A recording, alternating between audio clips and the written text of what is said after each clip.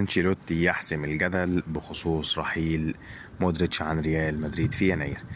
كشف الإيطالي أنشيلوتي مدرب ريال مدريد الإسباني عن حقيقة رحيل نجمه الكرواتي لوكا مودريتش عن الفريق خلال سوق الانتقالات الشتوية، وسينتهي عقد النجم المميز لوكا مودريتش مع ريال مدريد صيف عام 2024، ويحق له في يناير التعاقد مع أي فريق.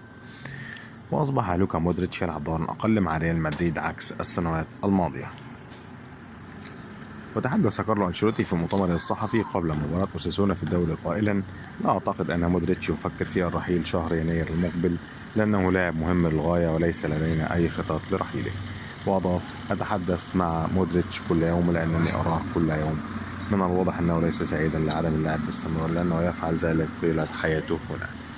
كده انتهى الفيديو بتاعنا. لو عجبكم الفيديو اشتركوا في القناة وفعلوا الجرس عشان توصل لكم كل فيديوهاتنا أول بأول.